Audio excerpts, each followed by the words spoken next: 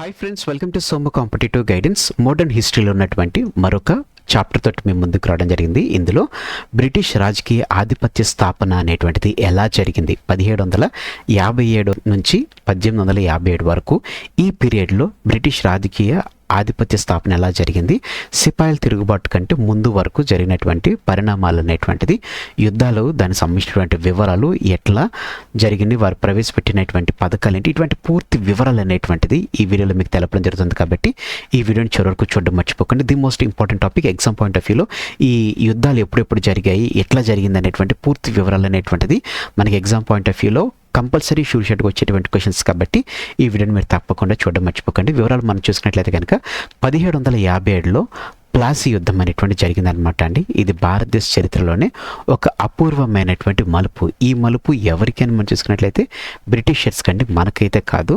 దీని ద్వారా చూసుకున్నట్లయితే కనుక బ్రిటిష్ ఈస్ట్ ఇండియా కంపెనీకి కేవలం ఒక వ్యాపార సంస్థ నుండి రాజకీయ శక్తిగా ఈ ప్లాసీ యుద్ధం 1757 ప్లాసీ యుద్ధం నుంచి బ్రిటిష్ సంస్థానం అనేటువంటిది ఒక రాజకీయ శక్తిగా మారడం జరిగిందనమాట. 1757 నుంచి అంటే ప్లాసీ యుద్ధం నుంచి 1857 తొలి స్వతంత్ర సమరం వరకు బ్రిటిష్ ఆధిపత్యం క్రమంగా బలపడడం జరిగిందనమాట అండి. దీనికి సంబంధించినటువంటి ఇప్పుడు ప్లాసీ యుద్ధం, బ్యాటిల్ ఆఫ్ ప్లాసీ ఎందుకు జరిగింది అనేటువంటిది ఇప్పుడు మనం చూద్దాం అనమాట అండి. బ్యాటిల్ ఆఫ్ ప్లాసీ యుద్ధం 1757లో జరిగిందనమాట అండి. దీని యొక్క మెయిన్ నేపథ్యం ఏంటని మనం చూసుకున్నట్లయితే కనుక బెంగాల్ నవాబ్ అయినటువంటి సిరాజుద్దౌలా బ్రిటిషర్స్ని తీవ్రంగా వ్యతిరేకించడం జరిగింది అనమాట అండి. ఎందుకని చూసినట్లయితే కనుక బెంగాల్ అప్పట్లో అత్యంత సంపన్నమైనటువంటి ప్రాంతం కాబట్టి బ్రిటిషర్స్ అక్కడికి వెళ్ళడం జరిగింది. అక్కడ వాళ్ళు చూసుకున్నట్లయితే కనుక వారికి సంబంధించినటువంటి వర్తకాల గురించి అని చెప్పేసి ఏ విధమైనటువంటి పన్ను లేకుండా చేసినటువంటి ఆయన సిరాజుద్దౌలా. సో బ్రిటిష్ పెరుగుతున్నటువంటి దీనికి సంబంధించిన ఏదైతే ఇచ్చారో, దస్తకైతే ఏవైతే ఇచ్చారో వాటిని వారు దుర్వినియోగంగా వాడుకోవడం జరిగిందనమాట అండి. సో దీన్ని తీవ్రంగా సిరాజుద్దౌలా వ్యతిరేకించడం జరిగిందనమాట. ఇది కాకుండా ఇంకా యుద్ధానికి కలిగినటువంటి మెయిన్ రీజన్స్ ఏంటంటే కోటల నిర్మాణం. కలకత్తా కోటను నవాబ్ అనుమతి లేకుండా వారు బలపరచడం జరిగిందనమాట. అలాగనే దస్తక్ దుర్వినియోగం, పన్నురహిత వాణిజ్య దస్తకాలను ప్రైవేట్ వ్యాపారాల కోసం వాళ్ళు వాడుకోవడం జరిగిందనమాట అండి. దాంతోపాటుగానే ఈ కుట్ర ఏంటంటే రాబర్ట్ క్లైవ్ అలాగనే మీర్ జాఫర్ మధ్య కుదిరినటువంటి రహస్య ఒప్పందం. అయితే ఇక్కడ అన్ని ఫెసిలిటీస్ అనేటువంటిది ఇచ్చిందేమో సిరాజుద్దౌలా అయితే కనుక రాబర్ట్ క్లైవ్ ఏం చేశారంటే మీర్ జాఫర్ తోటి ఒక రహస్య ఒప్పందం అనేటువంటిది కుదుర్చుకోవడం జరిగిందనమాట. ఇది మెయిన్ రీజన్ అనమాట అండి ప్లాసీ యుద్ధానికి సంబంధించినటువంటి. ప్లాసీ యుద్ధం ఎప్పుడు జరిగిందంటే 23 జూన్ 1757లో ప్లాసీ యుద్ధం అనేటువంటి జరిగిందనమాట అండి. ఎవరెవరికి మధ్య జరిగిందంటే సిరాజుద్దౌలాకి అలాగనే రాబర్ట్ క్లైవ్కి మధ్య జరిగినటువంటి ఒప్పందం. ఎందుకు చీకటి కుట్ర చేశాడు, అలాగనే దస్తఖత్తును దుర్వినియోగం చేశాడు, కోటలో అక్రమ నిర్మాణం అనేటువంటిది చేపట్టడం జరిగిందనమాట. సో దీనిని ఉపయోగించుకుని ప్లాసీ వార్ అనేటువంటి జరిగిందనమాట అండి. ఫలితం చూసుకున్నట్లయితే కనుక మీర్ జాఫర్ ఎవరైతే ఉన్నారో నవాబ్ అవ్వడం జరిగింది అనమాట. ఎవరైతే రహస్య ఒప్పందం కదిలించుకున్నాడో అతను నవాబ్ అవ్వడం జరిగింది. బెంగాల్ సంపద బ్రిటిష్ పరమైపోయడం జరిగింది అనమాట. ఈ రకంగా ఏ విధమైనటువంటి బెంగాల్ సంపద అనేటువంటిది లేకుండా బ్రిటిష్ పరమైపోవడం జరిగింది. ఎగ్జామ్ పాయింట్ ఆఫ్ వ్యూలో మీరు గుర్తుపెట్టుకోవాల్సింది ఏంటంటే ప్లాసీ యుద్ధం అనేటువంటిది బ్రిటిష్ వారికి కేవలం బెంగాల్ ఆదాయం అనేటువంటిది ఇచ్చింది, కానీ వారికి పూర్తి రాజకీయ నియంత్రణ అనేటువంటిది దాని తర్వాత జరిగినటువంటి 7 సంవత్సరాల తర్వాత జరిగినటువంటి బక్సర్ యుద్ధం ఏదైతుందో ఈ బక్సర్ యుద్ధంతో పూర్తిగా రాజకీయ నియంత్రణ అనేటువంటిది భారతదేశంలో వారు పొందుకోవడం జరిగిందనమాట అండి. సో ఇప్పుడు ప్లాసీ యుద్ధ ప్రాముఖ్యత చూసుకున్నట్లయితే కనుక రాజకీయంగా భారతదేశ రాజకీయాల్లో మొదటిసారి బ్రిటిష్ వారు లబ్ధి పొందడం జరిగిందనమాట.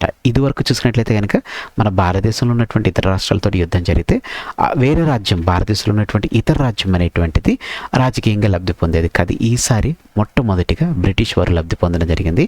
అలాగనే ఆర్థికంగా చూసుకున్నట్లయితే కనుక బెంగాల్ సంపదను దోచుకోవడం జరిగిందనమాట అండి.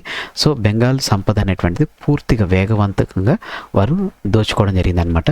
సైనికంగా చూసుకున్నట్లయితే కనుక భారతీయ పాలకుల అసమర్థత, బలహీనత అనేటువంటిది బయటపడడం జరిగింది అనమాట. అంటే ఒక రాజు అంటే ఒకరికి పడకపోవడం, ఈ ఏదైతే అసమర్థత, బలహీనతలు ఏవైతున్నాయో ఇవన్నీ బయటపడడం జరిగింది అనమాట అండి ఈ ప్లాసీ యుద్ధం ద్వారా.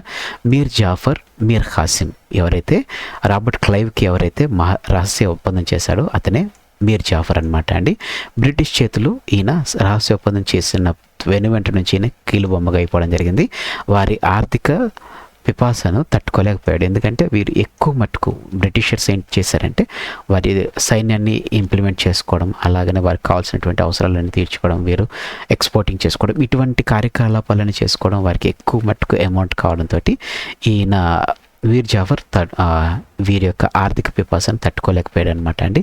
నెక్స్ట్ మీర్ కాసిం ఎవరంటే ఇతడు రాజధానిని ముర్షిదాబాద్ నుండి ముంగేర్కు మార్చడం జరిగిందనమాట అండి. సైన్యాన్ని ఆధునీకరించినటువంటి బ్రిటిష్ జోక్యాన్ని ఈయన వ్యతిరేకించి మీర్ కాసిం అనేటువంటి ఆయన, మీర్ జాఫర్ ఏమో వాళ్ళతో పాటు కలిసిపోయాడు, వాళ్ళకి కీలు బొమ్మ అయిపోయాడు.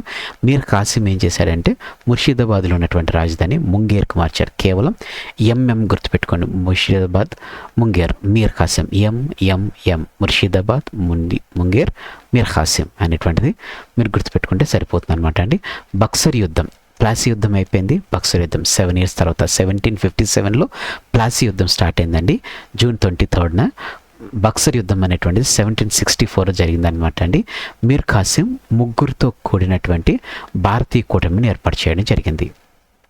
మీర్ కాసిం ఒక్కడే ఏమి చేయలేకపోయాడు, ఎందుకంటే అప్పటికి సైన్యాన్ని బ్రిటిష్ ఆధునీకరించడం జరిగింది. వారి యొక్క ప్లాన్ ఏంటంటే టోటల్ భారత్ భూభాగాన్ని వాళ్ళు ఆక్రమించాలని చెప్పేసి. సో దానికి సంబంధించినటువంటి each and point, every inch అనేటువంటిది వారు సెలెక్ట్ చేసుకుంటూ వారు ముందుకెళ్తున్నటువంటి నేపథ్యంలో బక్సర్ యుద్ధానికి చూసుకున్నట్లయితే కనుక ఒక్కడే పోరాడలేడు. ఇప్పుడు మీర్ కాసిం ఒక్కడే పోరాడలేడు, ఎందుకంటే వారికి ఉన్నటువంటి అధునాకరమైనటువంటి పరికరాలే కానీ, ఏ విధమైనటువంటి చూసుకున్నా కానీ సైనికులే కానీ ఇవంతా వారికి ఎక్కువ ఉన్నటువంటి నేపథ్యంలో మీర్ కాసిం ఏం చేశాడంటే ముగ్గురితోటి ఒప్పందం కుదుర్చుకున్నారు. ఒకరు వచ్చేసి మీర్ కాసిం తనంతటి తానే, నెక్స్ట్ గాజా ఉద్దౌలా అవధ్ రాజ్యానికి సంబంధించినటువంటి గాజా ఉద్దౌలా అనమాట అండి. నెక్స్ట్ మొఘల్కి చెందినటువంటి షా ఆలం II, వీరు ముగ్గురు కలిపి ఏం చేశారంటే బ్రిటిషర్స్ మీద యుద్ధం చేయాలని చెప్పి చేశారు. ఇదే బక్సర్ యుద్ధం. బక్సర్ యుద్ధంలో మొత్తం ముగ్గురు ఉండడం జరిగిందనమాట అండి.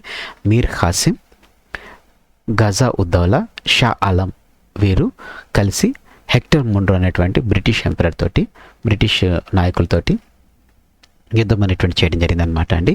సో తేదీ ఎప్పుడు జరిగిందంటే October 22, 1764లో బక్సర్ యుద్ధం ప్రారంభమైందనమాట అండి. ఫలితం చూసుకున్నట్లయితే కనుక యాజ్ యూజువల్గా బ్రిటిషర్స్ అనేటువంటి వారు గెలవడం జరిగింది. ఈ బక్సర్ యుద్ధంలో భారతదేశంలో బ్రిటిష్ పాలనకు పునాది కాదు, నిజమైన ప్రారంభం అని చెప్పేసి తెలపొచ్చు అనమాట అండి. ఒక రకంగా చూసుకున్నట్లయితే కనుక ఈ బక్సర్ యుద్ధం అనేటువంటిది వారికి ఒక గేట్స్ ఓపెన్ చేయడం జరిగింది అనమాట. భారతదేశంలో వారి యొక్క రాజకీయమైనటువంటి పరిపాలనకు భారతదేశంలో వారి యొక్క పరిపాలన అనేటువంటిది ప్రారంభించడానికి ఇది ఒక గేట్ వేగా మనం తెలపొచ్చు అనమాట అండి, బక్సర్ యుద్ధం అనేటువంటిది అనమాట అండి. సో గుర్తుపెట్టుకోండి, ప్లాసీ వచ్చేసి 1757, బక్సర్ వచ్చేసి 1764. ప్లాసీ వచ్చేసి 1757, ఆఫ్టర్వర్డ్ 7 years తర్వాత 64లో బక్సర్ యుద్ధం అనేటువంటి జరిగిందనమాట అండి. ఇట్లా మీరు గుర్తుపెట్టుకుంటే మీకు సరిపోతుంది అనమాట అండి. నెక్స్ట్ మనం చూసినట్లయితే కనుక అలహాబాద్ ఒప్పందం, ట్రీటీ ఆఫ్ అలహాబాద్ 1765లో, ఎప్పుడైతే 1764లో బక్సర్ యుద్ధం జరిగిందో, బక్సర్ యుద్ధంలో ఓడినటువంటి మొఘల్ చక్రవర్తి అయినటువంటి షా ఆలం ద్వారా రాబర్ట్ క్లైవ్ కంపెనీకి దివానీ హక్కులు అనేటువంటిది సంపాదించడం జరిగిందనమాట. ఓడిపోయిన వెంటనే దివానీ హక్కులు సంపాదించడం జరిగిందనమాట అండి రాబర్ట్ క్లైవ్ గారు. దివానీ హక్కులు అంటే ఏంటంటే బెంగాల్, బీహార్, ఒడిశా, BPO, బెంగాల్, బీహార్, ఒడిశాలో ఉన్నటువంటి భూమి పన్ను మరియు ఆదాయ సేకరణ హక్కులు పూర్తిగా బ్రిటిష్ వారికి దక్కడం అనమాట అండి. దివానీ హక్కులు అంటే BBO, బెంగాల్, బీహార్, ఒడిశాలో భూమి మరియు ఆదాయ సేకరణ హక్కులు పూర్తిగా బ్రిటిష్ వారికి దక్కడం అనేటువంటిదే దివానీ హక్కులు అనమాట అండి. వీరు ఎప్పుడైతే ట్రీటీగా కలిసి ముగ్గురు కలిసి ఎప్పుడైతే యుద్ధం చేశారో, యుద్ధంలో ఓడిపోయిన వెంటనే అలహాబాద్ ట్రీటీ అనేటువంటిది రావడం జరిగిందనమాట. మొఘల్ చక్రవర్తి షా ఆలం ద్వారా వచ్చినటువంటి షా ఆలం అలహాబాద్. ఇట్లా మీరు గుర్తుపెట్టుకోండి అనమాట అండి. నెక్స్ట్ డ్యూయల్ గవర్నమెంట్, ద్వంద్వ పాలన 1765లోనే వెరీ నెక్స్ట్గానే స్టెప్ బై స్టెప్ వాళ్ళు ఇంప్లిమెంట్ అనేటువంటి చేయడం జరిగింది అనమాట అండి. ద్వంద్వ పరిపాలన, డ్యూయల్ గవర్నమెంట్ అనమాట అండి. దీన్ని ప్రవేశపెట్టినటువంటి వారు ఎవరంటే రాబర్ట్ క్లైవ్. మ్యాక్సిమం మీకు రాబర్ట్ క్లైవ్ చుట్టూ ఇదంతా తిరుగుతుంది అనమాట అండి. ద్వంద్వ పరిపాలన విభజన ఏంటంటే ఆదాయం భద్రత, బ్రిటిష్ కంపెనీకి అధికారం ఉంది, బాధ్యత లేదు కాబట్టి సో ఆదాయ భద్రత అనేటువంటిది ఇవ్వాలి. నెక్స్ట్ పరిపాలన న్యాయం, నవాబు బాధ్యత ఉంటుంది కానీ అధికారం అనేటువంటిది ఉండదన్నమాట. సో బ్రిటిష్ కంపెనీకి అధికారం ఉంటుంది, భారతీయ వారికి బాధ్యత ఉంటుంది, బ్రిటిష్ వారికి బాధ్యత ఉండదు, వారికి అధికారం అనేటువంటిది ఉండదన్నమాట అండి. సో ఈ రకంగా పూర్తిగా ద్వంద్వ పాలన అనేటువంటిది తీసుకురావడం జరిగింది అనమాట అండి. సో ఈ రకంగా చూసుకున్నట్లయితే పూర్తి అరాచకం మరియు అవినీతి, బాధ్యత రహిత పాలన అనేటువంటిది జరిగిందనమాట అండి 1765 నుంచి 1770 నాటికి.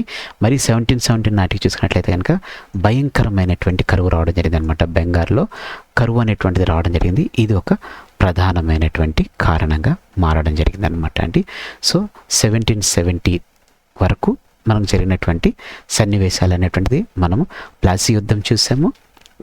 1757లో వితిన్ 7 ఇయర్స్లో బక్సర్ యుద్ధం చూసాము. బక్సర్ యుద్ధం అయిపోయినటువంటి వితిన్ 1 ఇయర్లో షా ఆలం ద్వారా అలహాబాద్ ట్రీటీ తీసుకురావడం జరిగింది. దీనిలో దివానీ హక్కులు ఇచ్చారు. సో ఇందులో బెంగాల్, బీహార్, ఒడిషా బీబీఓలు ఆదాయ భూమి పన్నులు అనేటువంటిది సేకరణ అనేటువంటిది పూర్తిగా బ్రిటిష్ వారికి దక్కడం జరిగింది. ఆ తర్వాత డ్యూయల్ గవర్నమెంట్ తీసుకురావడం జరిగింది. ప్రవేశపెట్టినటువంటి వారు సేమ్ రాబర్ట్ క్లైవ్ తీసుకురావడం జరిగింది అనమాట అండి. ఆదాయం భద్రత బ్రిటిష్ కంపెనీ, పరిపాలనా న్యాయం నవాబ్కి ఇట్లా ఇయడం జరిగింది అనమాట అండి. అయితే మెయిన్ మొత్తం అంతా బ్రిటిషర్స్ దగ్గర ఉండడం జరిగింది అనమాట. ఆ తర్వాత వారెన్ హేస్టింగ్స్ సంస్కరణ అనేటువంటి స్టార్ట్ చేయడం జరిగింది. ఎప్పుడైతే మన భారతదేశంలో బ్రిటిషర్స్ యొక్క ఆధిపత్యం లేకపోతే బ్రిటిషర్స్ యొక్క ఉనికి ఎప్పుడైతే ప్రారంభించడం జరిగిందో, వారికి పట్టు ఎప్పుడైతే దొరకడం జరిగిందో, వారు సంస్కరణలు అనేటువంటి తీసుకురావడం జరిగింది అనమాట. ఇప్పటివరకు సంస్కరణలు ఏమీ రాలేదు. ఇప్పటివరకు వారు యుద్ధం చేస్తూ యుద్ధంలో గెలుపొంది కొన్ని తీసుకోవడం జరిగింది. కానీ ఎప్పుడైతే మనకి బక్సర్ యుద్ధం జరిగిందో, బక్సర్ యుద్ధం జరిగిన తర్వాత వీరికి యొక్క భారతదేశంలో పూర్తి పట్టు రావడం జరిగింది. సో అప్పటి నుంచి వీరు సంస్కరణలు తీసుకురావడం జరిగింది అనమాట. మొదటి గవర్నర్ జనరల్ రెగ్యులేటింగ్ చట్టం అనేటువంటిది 1773 ద్వారా నియమించబడ్డాడు. ఈ వారెన్ హేస్టింగ్ తీసుకొచ్చిన సంస్కరణలో రెగ్యులేటింగ్ చట్టం 1773 అనమాట అండి. దీని ద్వారా ఫస్ట్ గవర్నర్ అనేటువంటిది ఎన్నికవడం జరిగింది అనమాట అండి. నెక్స్ట్ 1772లో ద్వంద్వ పాలన రద్దు చేయడం జరిగింది. ద్వంద్వ పాలన రద్దు అనేటువంటిది 1772లో ద్వంద్వ పాలన రద్దు అనేటువంటి చేయడం జరిగింది అనమాట అండి. 1765లో తీసుకొచ్చినటువంటిది 7 ఇయర్స్ తర్వాత రద్దు అనేటువంటి చేయడం జరిగింది. నెక్స్ట్ న్యాయ వ్యవస్థ, జిల్లా స్థాయిలో సివిల్ మరియు క్రిమినల్ కోర్టులను ఏర్పాటు చేయడం జరిగింది అనమాట అండి. ఫస్ట్ వచ్చేసి గవర్నర్ జనరల్ని ఏర్పాటు చేశారు. రెగ్యులేటింగ్ చట్టం ద్వారా ద్వంద్వ పాలన రద్దు చేశారు. 1765లో ఇచ్చినటువంటి ద్వంద్వ పాలనను 1772లో రద్దు చేశారు. అలాగనే న్యాయ వ్యవస్థ అనేటువంటిది జిల్లా స్థాయిలో సివిల్ క్రిమినల్ కోర్టులను ఏర్పాటు చేయడం జరిగింది అనమాట అండి. ఇవి వారెన్ హేస్టింగ్స్ సంస్కరణలు అనమాట అండి. ఆ తర్వాత బ్రిటిష్ చట్టాల పరిణామం అనమాట అండి. రెగ్యులేటింగ్ చట్టాన్ని మనం చూసినట్లయితే కనుక బ్రిటిష్ చట్టం అని చెప్పేసి అనడం జరుగుతుంది అనమాట అండి. దీని ద్వారా చూసినట్లయితే బ్రిటిష్ పార్లమెంట్ కంపెనీ విషయాల్లో మొదటిసారి జోక్యం చేసుకోవడం జరిగింది అనమాట.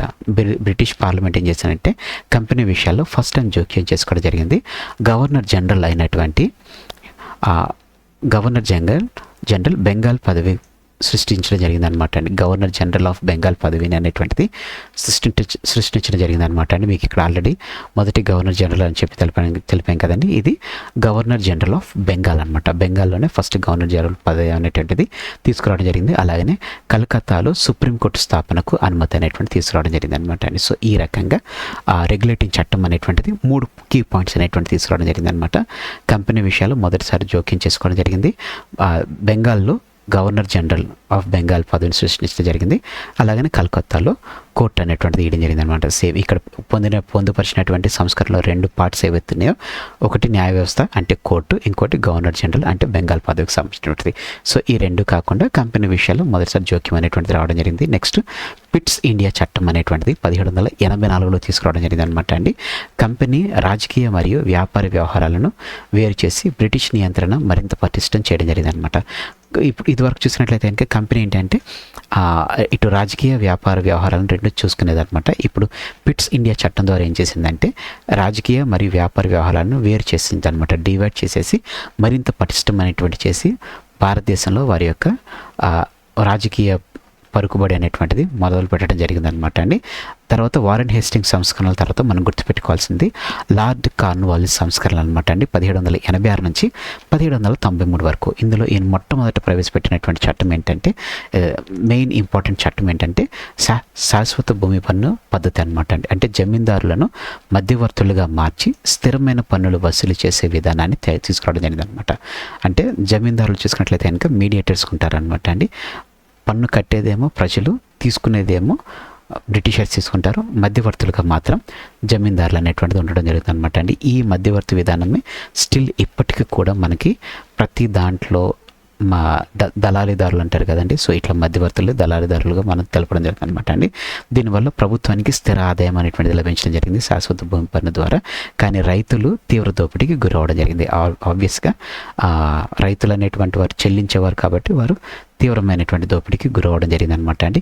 కార్న్వాలిస్ కోడ్ అనేటువంటి చూసుకున్నట్లయితే కనుక సివిల్ సర్వీసెస్కు పునాది వేశారనమాట. కార్న్వాలిస్ కోడ్ ద్వారా చూసుకున్నట్లయితే మన భారతదేశంలో జరుగుతున్నటువంటి నేటి యూపీఎస్సీ ఎగ్జామ్స్ ఏవైతున్నాయో దీనికి పునాది వేసినటువంటి వారు ఎవరంటే కార్న్వాలిస్ అనమాట అండి. మరియు న్యాయ మరియు రెవెన్యూ శాఖలను విడదీశారు ఈయన. న్యాయశాఖ, రెవెన్యూ శాఖ అనేటువంటిది ఈ రెండింటిని విడదీయడం జరిగింది అనమాట అండి. సో ఈ రకంగా కార్న్వాలిస్ చూసుకున్నట్లయితే కనుక 1793లో శాశ్వత భూమి పద్ధతి అనమాట అండి, పన్ను పద్ధతి. ఇయర్స్ అనేటువంటిది మీరు గుర్తుపెట్టుకోండి. నెక్స్ట్ కార్న్వాలిస్ చూసుకున్నట్లయితే కనుక సివిల్ సర్వీస్ కోడ్ అంటే యూపీఎస్సీ తీసుకురావడం జరిగింది. న్యాయ మరియు రెవెన్యూ శాఖలను విడదీయడం జరిగింది అనమాట అండి. కామన్ మిస్టేక్ చూసుకున్నట్లయితే కనుక ద్వంద్వ పరిపాలన తీసుకొచ్చింది వారన్ హేస్టింగ్స్ అనుకుంటారు, రాబర్ట్ క్లైవే తీసుకొచ్చారనమాట. ఒక సంస్కరణ వచ్చేంత వరకు రాబర్ట్ క్లైవ్ యొక్క ప్రాధాన్యత అనేటువంటిది ఉంటుందన్నమాట అండి. తర్వాత వారన్ హేస్టింగ్ వచ్చేసి దాన్ని రద్దు చేయడం జరిగిందనమాట. సో ఇలా మీరు గుర్తుపెట్టుకోండి. నెక్స్ట్ మీరు చూసుకున్నట్లయితే కనుక లార్డ్ వెల్లెస్లీ సహాయ కూటమి అనమాట అండి. 1798 నుంచి 1805 వరకు చూసుకున్నట్లయితే కనుక దేశీయ రాజ్యాలను బ్రిటిష్ గుప్పిట్లోకి తీసుకురావడానికి చెప్పేసి వెల్లెస్లీ ప్రవేశపెట్టినటువంటి రాజతంత్రమే సహాయ కూటమి పద్ధతి. దీన్నే సబ్సిడరీ అలియన్స్ అంటారు అనమాట. సహాయ కూటమి పద్ధతి లేకపోతే సబ్సిడరీ అలియన్సెస్ అంటారు అనమాట అండి. నిబంధనలు చూసుకున్నట్లయితే అండి బ్రిటిష్ రాజ్యంలో బ్రిటిష్ వారి భారీ సైన్యం ఉండాలి, దాని ఖర్చు అంతా ఆ రాజ్యం భరించాలి. అంటే ఏ రాజ్యం తీసుకున్నా కానీ ప్రిన్స్లీ స్టేట్స్ ఏవైతున్నాయో వీటన్నిటిలో భారీగా బ్రిటిషర్స్ సైన్యం ఉండాలి, ఆ ఖర్చు అనేటువంటిది బ్రిటిషర్స్ భరించాలన్నమాట. విదేశీ వ్యవహారాలు, ఇతర రాజ్యాలతో సంబంధాలు బ్రిటిష్ అనుమతితోనే జరగాలన్నమాట. వీరి అనుమతి లేకుండా ఏ రాజ్యంతో సంప్రదింపులు జరపకూడదు, ఏ రాజ్యంతో వారు కలవకూడదు అనేటువంటిది ఇదనమాట అండి. బ్రిటిష్ వారి సైన్యం ఎందుకు ఎక్కువగా ఉండాలని మనం చూసుకున్నట్లయితే కనుక వీరు ఎప్పుడన్నా కానీ ఏ రాజ్యం అయినా కానీ బ్రిటిషర్స్కి వ్యతిరేకంగా కనుక యుద్ధాలు చేయాలనుకున్నట్లయితే కనుక వారి సైన్యం ఎక్కువ ఉంటుంది కాబట్టి సో ఆటోమేటిక్గా వారిది విజయం అవుతుంది అనమాట అండి.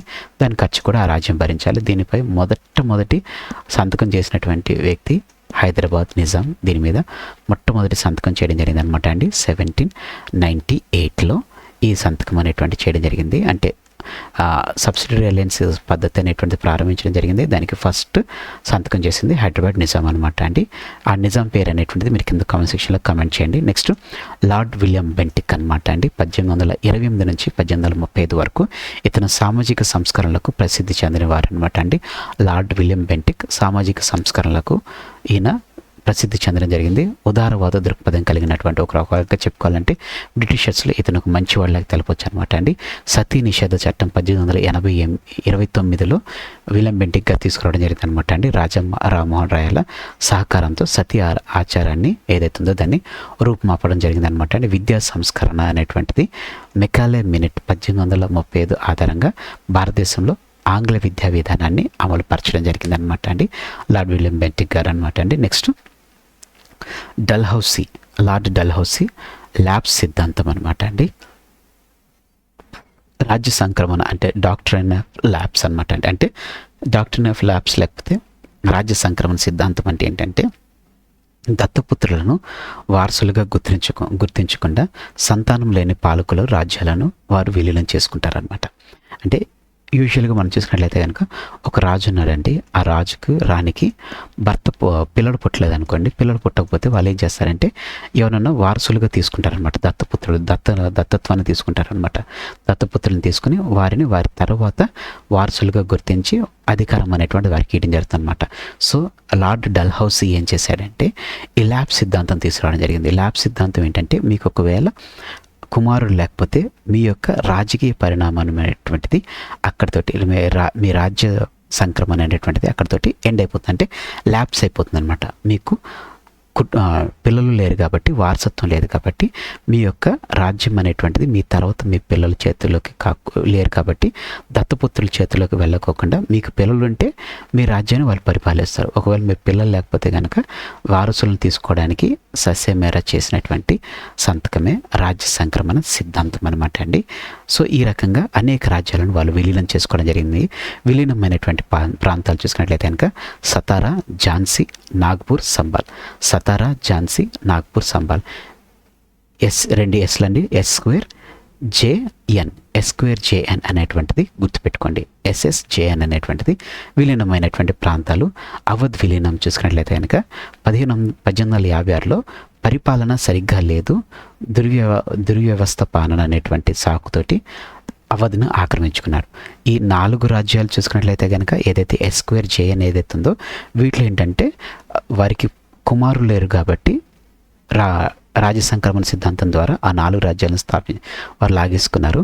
1856లో అవధ్ను విలీనం చేసుకున్నారు. ఎందుకంటే వీరు సరిగ్గా వ్యవస్థాపన సరిగ్గా లేదనేటువంటి సాకుతోటి అక్కడ వారిని కూడా తీసేసుకోవడం జరిగింది అనమాట. ఈ రకంగా 1856 వరకు వీరి యొక్క దురాగతాలు అనేటువంటిది మన భారతదేశంలో జరిగిందనమాట అండి. ఇప్పుడు క్విక్ రివిజన్గా చూసుకున్నట్లయితే కనుక ముఖ్యమైన టైం ల్యాబ్స్. 1757లో ప్లాసీ యుద్ధం. ఆఫ్టర్ 7 years 1764లో బక్సర్ యుద్ధం. తర్వాత 1 year తర్వాత అలహాబాద్ ఒప్పందం చేసినటువంటి వారు మీర్ షా ఆలం 2 అనమాట అండి. నెక్స్ట్ 1773లో రెగ్యులేటింగ్ చట్టం అనేటువంటి తీసుకురావడం జరిగింది. దీని ద్వారా మనకి గవర్నర్ జనరల్ ఆఫ్ కల్కట్టా తీసుకురావడం జరిగింది. దాంతోపాటుగానే కలకత్తాలో కోర్టు అనేటువంటి న్యాయ వ్యవస్థ అనేటువంటి తీసుకురావడం జరిగింది అనమాట అండి. సో రెగ్యులేటింగ్ చట్టం ఇది. దాంతోపాటుగా రెగ్యులేటింగ్ చట్టం ద్వారా చూసుకున్నట్లయితే కనుక వీరు వారి యొక్క పరిపాలనా విధానాన్ని అనేటువంటిది విభజించడం జరిగిందనమాట అండి. 1793లో చూసుకున్నట్లయితే కనుక శాశ్వత భూమి సస్తు పన్ను అనేటువంటి తీసుకురావడం జరిగిందనమాట. అంటే దీంట్లో దళారులుగా ఎవరైతే ఉన్నారో దళారులుగా చూసుకున్నట్లయితే కనుక దళారులుగా ఉండడం జరిగిందనమాట. పీడితులుగా చూసుకున్నట్లయితే రైతులు ఉండడం జరిగిందనమాట అండి. 1798లో చూసుకున్నట్లయితే కనుక సహాయ కూటమి అనమాట అండి. అంటే దీన్ని సబ్సిడరీ అలియన్స్ అంటారు అనమాట. ఫస్ట్ సంతకం చేసినటువంటి ఆయన హైదరాబాద్ నిజాం దీని మీద సంతకం చేయడం జరిగిందనమాట అండి. 1829లో సతీ నిషేధ చట్టం అనేటువంటి తీసుకురావడం జరిగింది. రాజా రామ్మోహన్ రాయ్తో కలిపి విలియం బెంటిక్ ఈయన ఒక ఉదార దృక్పథం కలిగినటువంటి వాడు. 1848లో చూసుకున్నట్లయితే కనుక ల్యాబ్ సిద్ధాంతం తీసుకురావడం జరిగింది అనమాట అండి. ఈ ల్యాబ్ సిద్ధాంతం ద్వారా ఏంటంటే రాజులకు గనక సంతానం లేకపోయినట్లయితే కనుక వారు దత్తపుత్రత్వం తీసుకుని వారికి రాజ్యాన్ని ఇవ్వకోకుండా వారికి కుమారులు లేరు కాబట్టి ల్యాబ్స్ అంటే వారి యొక్క రాజ్యం అనేటువంటిది ల్యాబ్స్ కాకుండా వీళ్ళు డైరెక్ట్గా బ్రిటిషర్స్ కలుపుకుంటారనమాట. అంటే అట్లా జరిగినటువంటిది S2JN అనమాట. సతారా, సంబల్పూర్, ఝాన్సీ, నాగ్పూర్ అనమాట అండి. అలాగనే అవధ్ విలీనం కూడా చేసుకున్నారు 1856లో. దీనికి కారణం ఏంటంటే పరిపాలన సరిగ్గా లేదనేటువంటి సాకుతో చేసుకోవడం జరిగింది అనమాట అండి. నెక్స్ట్ 1856తో అవధ్ విలీనం అనమాట అండి. అది కూడా మీకు ఇప్పుడు తెలపడం జరిగింది. ఎగ్జామ్ పాయింట్ ఆఫ్ వ్యూలో అడిగేటువంటి క్వశ్చన్స్ అనమాట అండి. ప్లాసీ యుద్ధం ఎప్పుడు జరిగిందంటే June 23, 1757. ద్వంద్వపాలన తెచ్చింది ఎవరంటే రాబర్ట్ క్లైవ్ అనమాట అండి. శాశ్వత భూమి పని తీసుకొచ్చింది అంటే లార్డ్ కార్న్వాలిస్. సహాయ కూటమిపై మొదటి సంతకం చేసింది ఎవరంటే హైదరాబాద్ రాజ్యం సంతకం చేయడం జరిగింది, హైదరాబాద్ నిజాం. నెక్స్ట్ దత్తత హక్కును నిరాకరించే ల్యాబ్ సిద్ధాంతాన్ని ఎవరు తీసుకొచ్చారంటే లార్డ్ డల్హౌసీ తీసుకురావడం జరిగింది అనమాట అండి. సో ఈ రకంగా మీకు ఈ నోట్స్ అనేటువంటిది ఎగ్జామ్ పాయింట్ ఆఫ్ వ్యూలో మీకు చాలా ఉపయోగపడడం జరుగుతుంది అనమాట అండి. క్విక్ రివిజన్గా మీకు టార్గెట్ 100+ వీడియోస్ అనేటువంటి తీసుకురావడం జరుగుతుంది అనమాట అండి. మీరు ఇంకా మన ఛానల్ని సబ్స్క్రైబ్ చేసుకున్నట్లయితే సబ్స్క్రైబ్ చేసుకోండి. అలాగనే టార్గెట్ 100+ కోర్స్ని మీరు వ్యూ చేస్తుండండి. రెగ్యులర్గా డైలీ మీకు కొత్త వీడియోస్ అనేటువంటిది మీకు అప్లోడ్ చేయడం జరుగుతుంది అనమాట అండి. Thanks for watching the video. Have a nice day. All the best for exams. Bye.